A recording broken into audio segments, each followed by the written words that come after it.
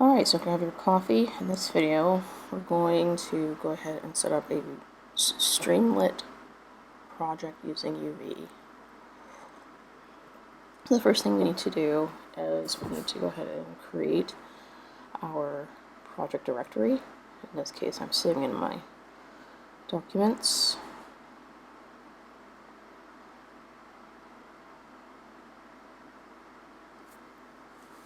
And then once we save it, we need to go ahead and open the folder. I know it's empty at the moment, so when I do list, there shouldn't be anything in there.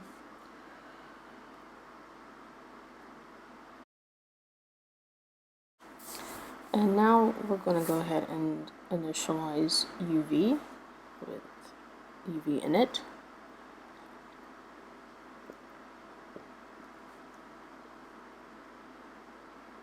And open the folder to see what we have created, or what UV has created. And we see we have the main pie. So now let's go ahead and see what is inside the project. So this is just the files that we can see, but let's look at all the files. And we see we have git and git ignore that UV has added to the project, which is awesome because that actually saves a couple of steps. So what we need to do is we need to go ahead and run our main py file, and we'll use UV run and then call our file name. And what this will do is it will obviously run the file, but it will also create our virtual environment so that we don't have to do it manually either. So go ahead and select yes to activate and use the virtual environment here that VS Code is asking us.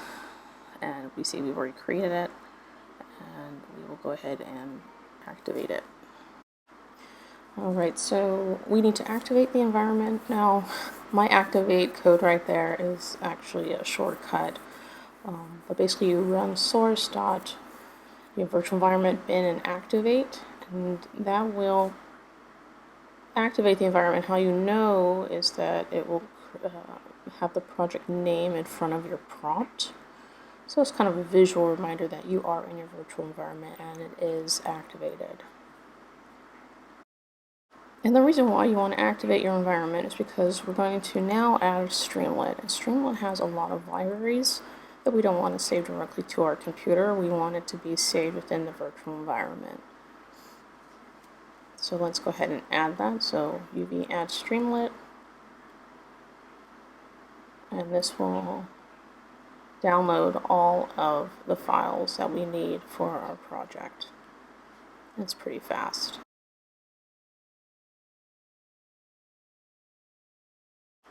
And so now that we've added Streamlit, we need to go ahead and run it to see if it works. So we do Streamlit, run, and then our main file. And now we have the server running.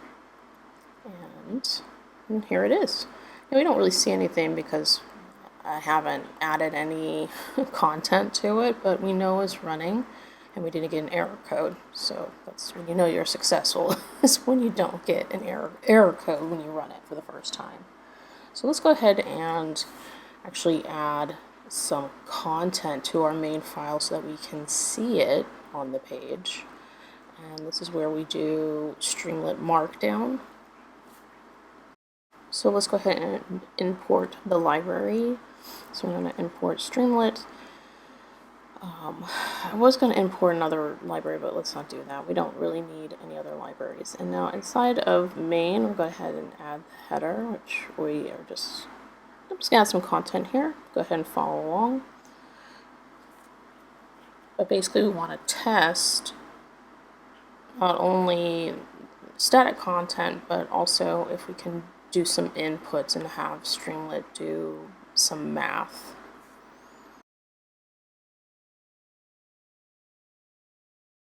Alright, so here we're going to go ahead and rerun that command. I just hit the up key to rerun it so I don't have to type it, and here we go.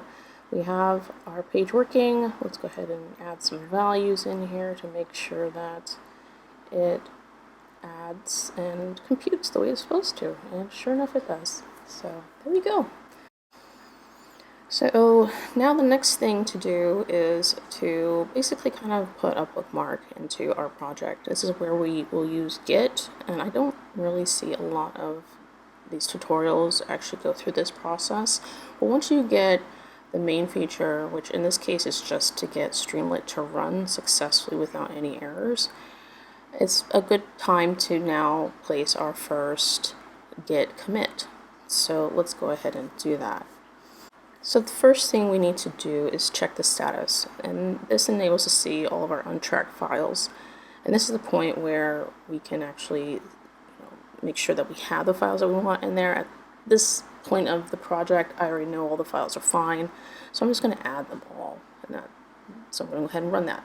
And let's run status again to make sure that everything's staged, which they are. And it's a very visual. You have red for unstaged files and green for staged.